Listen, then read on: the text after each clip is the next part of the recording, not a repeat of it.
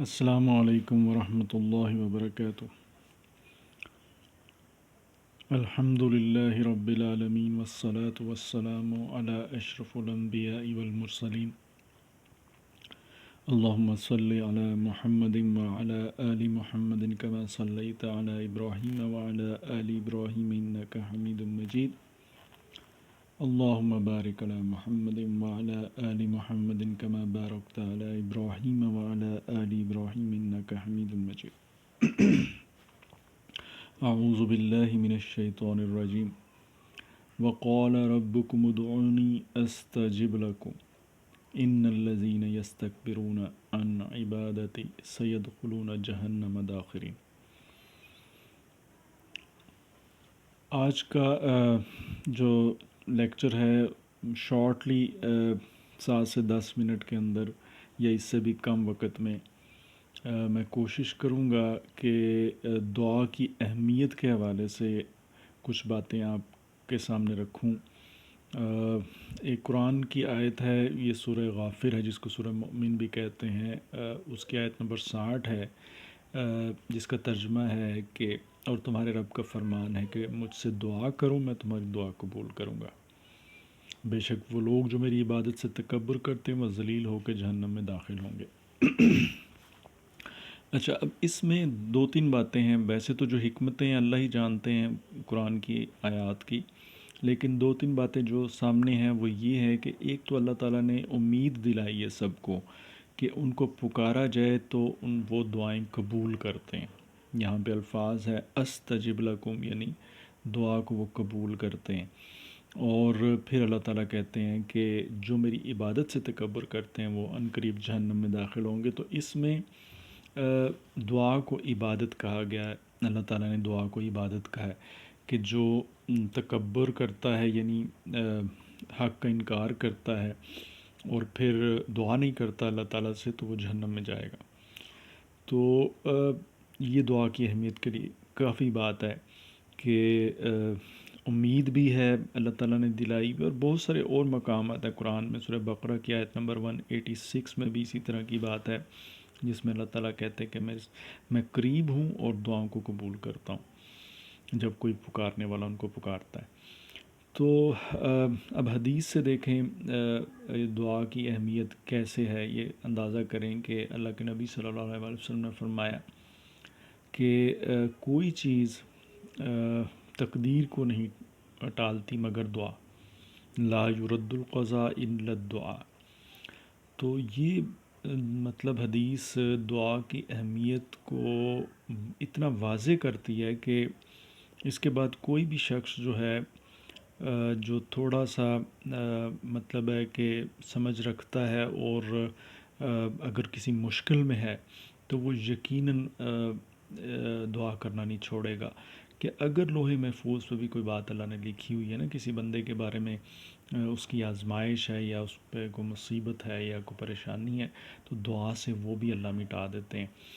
تو حضرت عمر رضی اللہ تعالیٰ عنہ کی دعا کا ترجمہ ہے کہ وہ کہتے تھے اللہ تعالیٰ سے کہ اگر میں آپ کی کتاب میں شقی لکھا ہوں، گناہ گار لکھا ہوں تو مٹا دیجئے، آپ جو چاہے لکھا رہنے دیتے ہیں، جو چاہے مٹا دیتے ہیں، آپ کے پاس کتاب ہے یعنی لوح محفوظ ہے تو مجھے بخشا ہوا اور نیک لکھ دیجئے۔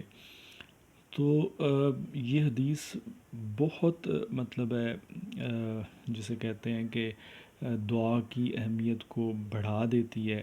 دعا تو پہلے بھی بہت امپورٹنٹ تھی، جب حضور صلی اللہ علیہ وسلم پہ یہ بات اتری آپ نے ہمیں صحابہ کرام کو بتائی، اور اب اس دور میں جو فتنوں کا دور ہے اس میں تو ویسے ہی دعا کی اہمیت دو چند ہو جاتی ہے، اس طرح سے کہ فتنوں کے دور میں ایمان بچانا پریورٹی ہوتی ہے ایمان والوں کی، ٹھیک ہے۔ اور اگر ایک طرف آپشن ہو کہ ایمان ہے بچ رہا ہے اور اگر اس کے ساتھ موت بھی آ رہی تو ایمان والے اس آپشن کو لیتے ہیں۔ یہ میرے ڈیٹیل لیکچر میں بات میں نے ذرا ڈیٹیل میں کی ہے۔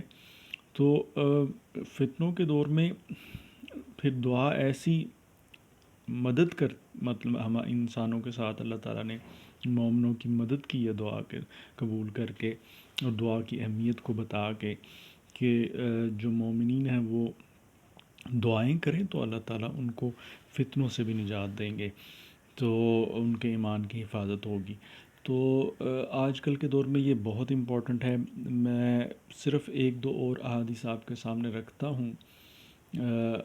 ایک حدیث ہے کہ دعا مومن کا ہتھیار ہے۔ اب آپ اندازہ کر لیں کہ مشکل کے وقت جب انسان کا کوئی بھی ساتھی نہ ہو تو اللہ تعالیٰ سے دعا کی جائے تو وہ انسان کے کام آتی ہے۔ پھر اللہ کے ہاں دعا سے بڑھ کر کوئی چیز عزت والی نہیں ہے۔ مسند احمد کی حدیث ہے 5587، یہ بھی دعا کی اہمیت کو بڑھا رہی ہے۔ اور پھر اللہ تعالیٰ ناراض ہوتے ہیں ان سے جو اس سے نہیں مانگتا، یہ بھی دعا کی اہمیت کو بڑھاتی ہے۔ تو یہ شارٹلی میں نے آپ کے سامنے باتیں رکھی ہیں۔ کہنا آپ کو یہ چاہتا ہوں کہ اس فتنوں کے دور میں اپنے ایمان کی حفاظت کریں، اور یہ حفاظت بھی اللہ نے کرنی ہے۔ ہمارے اندر طاقت نہیں ہے، ہم کمزور ہیں، ٹھیک ہے، اور کوئی بھی نیکی کرنے کی توفیق اور برائی سے بچنے کی توفیق اللہ کے علاوہ نہیں ہے۔ یہ بات عرش کے خزانوں میں سے خزانہ لا حول ولا قوت الا باللہ۔ تو اللہ سے مانگیں ہم کہ وہ ہماری نسلوں کی کہ ایمان کی حفاظت کریں۔ ان فتنوں کے دور جو اب ہے، اس کے بعد جو آنا وہ اس سے برا ہے، اس میں حفاظت فرمائیں اور ان اعمال پہ ہمیں لگا دیں جو اللہ کو پسند ہیں اور جن کی وجہ سے انسان کا ایمان بچ جاتا ہے۔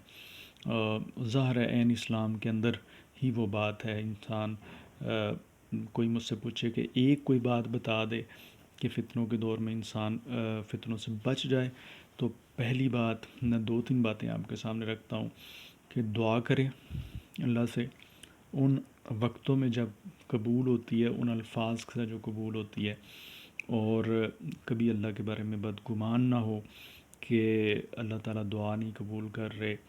اور اس کے علاوہ دنیا کو ترک کر دے۔ اس میں ہرگز یہ بات نہیں ہے کہ جو اپنی ضرورت کے لیے چاہیے وہ بھی نہ کمائے، وہ تو ضروری ہے نا زندہ رہنے کے لیے، لیکن جو بالکل دنیا کا ہی ہو جانا، اس چیز سے ہٹ جائے، کیونکہ جو لوگ اس چیز سے ہٹیں گے اللہ تعالیٰ ان پہ رحم کریں گے۔ فتنوں کے دور میں دجال جو الٹیمیٹ فتنہ ہے، اس نے جب آنا تو اس میں دنیا ہی دینی ہے لوگوں کو، تو لوگوں نے اس کو رب اسی وجہ سے ماننا ہے، زیادہ تر نے، کہ دنیا ان کو مل رہی ہوگی۔ تو یہ بیسک مضمون ہے سورہ کہف کے اندر بھی۔ تو یہ بات ہے، اور اس کے علاوہ بھی میری ویڈیوز موجود ہیں اس چینل میں، اس میں نے ڈیٹیل ڈسکس کیا ہے فتنوں کے دور میں کون سی چیز انسان کو فائدہ پہنچاتی ہے۔ تو یہ دو تین چیزیں اللہ تعالیٰ سے دعا، اللہ تعالیٰ ہمیں عمل کرنے کی توفیق عطا فرمائے۔